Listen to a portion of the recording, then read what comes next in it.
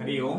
ದೈನಂದಿನ ಜೀವನದ ಆರೋಗ್ಯಕ್ಕಾಗಿ RR ಯೋಗ ಡೈಲಿ ಲೈಫ್ ಚಾನಲ್ ನಿಮ್ ಜೊತೆ ನಾನು ಗಣೇಶ್ ಶ್ರೀಕಾಂತ್. ವೀಕ್ಷಕರೇ, ಯೋಗ ಫಾರ್ ಬಿಗಿನರ್ಸ್ 30 ಡೇಸ್ ಯೋಗ ಚಾಲೆಂಜಿನಲ್ಲಿ ನಾವು ಪ್ರತಿದಿನವೂ ಒಂದೊಂದು ಆಸನವನ್ನ ಅಭ್ಯಾಸ ಮಾಡ್ತಾ ದೇಹದಲ್ಲಿರುವಂತಹ ಸಮಸ್ಯೆಯನ್ನ ನಿವಾರಣೆ ಮಾಡ್ಕೊಳ್ಳೋಣ. ಹಾಗೆ ಆಸನದಿಂದ ಆಗುವಂತ ಲಾಭ, ಆಸನದ ಕಾಂಟ್ರಾ ಇಂಡಿಕೇಶನ್ ಮತ್ತು ಆಸನವನ್ನ ಯಾವ ರೀತಿಯಾಗಿ ಅಭ್ಯಾಸ ಮಾಡಬೇಕು ಅನ್ನೋದನ್ನ ಈ 30 ಡೇಸ್ ಯೋಗ ಚಾಲೆಂಜಿನಲ್ಲಿ ನಾವು ತಿಳಿದುಕೊಳ್ಳೋಣ. 30 ಡೇಸ್ ಯೋಗ ಚಾಲೆಂಜಿನ 21ನೇ ದಿನದ ಅಭ್ಯಾಸದಲ್ಲಿ ನಾವು ಪರ್ವತಾಸನವನ್ನ ಅಭ್ಯಾಸ ಮಾಡೋಣ. ಈ ಪರ್ವತಾಸನವನ್ನ ನಾವು ದಿನನಿತ್ಯ ಅಭ್ಯಾಸ ಮಾಡೋದ್ರಿಂದ ನಮ್ಮ ಬೆನ್ನು ಮೂಳೆ ಮತ್ತು ಭುಜವನ್ನ ವಿಸ್ತರಿಸಿ ನಮ್ಮ ದೇಹದ ನಿಲುವನ್ನ ಸುಧಾರಿಸಲು ಸಹಾಯ ಮಾಡುತ್ತೆ.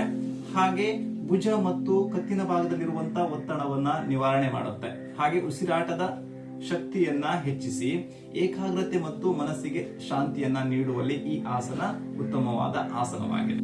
ಈ ಆಸನವನ್ನ ಭುಜ ಮತ್ತು ಕೈ ನೋವು ಹಾಗೆ ಕತ್ತಿನ ಭಾಗದಲ್ಲಿ ಗಂಭೀರ ಗಾಯ ಆದವಾಗ ಅಭ್ಯಾಸ ಮಾಡಬಾರದು. ಹಾಗೆ ಯಾರಿಗೆ ತಲೆ ಸುತ್ತಿನ ಸಮಸ್ಯೆ ಇರುತ್ತೆ ಅಂತವರು ಈ ಆಸನವನ್ನ ಅಭ್ಯಾಸ ಮಾಡುವಾಗ ನಿಧಾನವಾಗಿ ಅಭ್ಯಾಸ ಮಾಡಿ.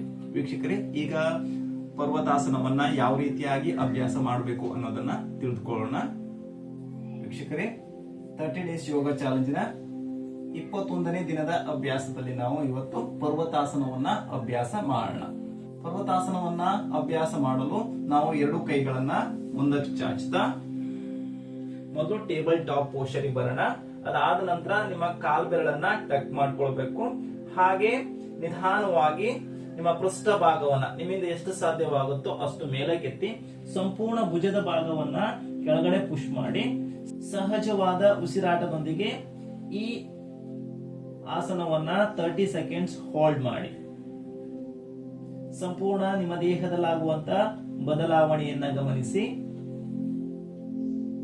30 ಸೆಕೆಂಡ್ಸ್ ಹೋಲ್ಡ್ ಆದ ನಂತರ ಮತ್ತೆ ನಿಧಾನವಾಗಿ ನಿಮ್ಮ ಮಂಡಿಯನ್ನ ಕೆಳಗಡೆ ಇಳಿಸ್ತಾ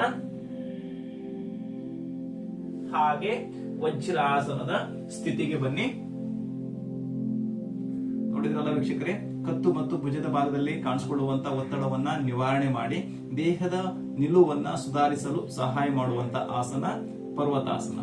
ಈ ಆಸನವನ್ನ ದಿನನಿತ್ಯ ಅಭ್ಯಾಸ ಮಾಡ್ತಾ ನಿಮ್ಮ ದೇಹದ ಆರೋಗ್ಯವನ್ನ ಹೆಚ್ಚಿಸಿಕೊಳ್ಳಿ ಅಂತ ಹೇಳ್ತಾ ಇವತ್ತಿನ ಈ ವಿಡಿಯೋವನ್ನ ಮುಗಿಸ್ತಾ ಇದ್ದೀನಿ. ಈ ವಿಡಿಯೋ ನಿಮಗೆ ಉಪಯುಕ್ತ ಎನಿಸಿದ್ರೆ ಲೈಕ್ ಮಾಡಿ, ಶೇರ್ ಮಾಡಿ, ಹಾಗೆ ನನ್ನ ಚಾನಲ್ ನ ಹೊಸಬರು ನೋಡ್ತಾ ಇದ್ರೆ ಸಬ್ಸ್ಕ್ರೈಬ್ ಮಾಡ್ಕೊಳ್ಳಿ. ಮುಂದಿನ ವಿಡಿಯೋದಲ್ಲಿ ನಾವು ಇನ್ನೊಂದು ಆಸನದೊಂದಿಗೆ ಮತ್ತೆ ಸಿಗೋಣ. ಅಲ್ಲಿಯವರೆಗೂ ಹರಿ ಓಂ ತತ್ಸತ್.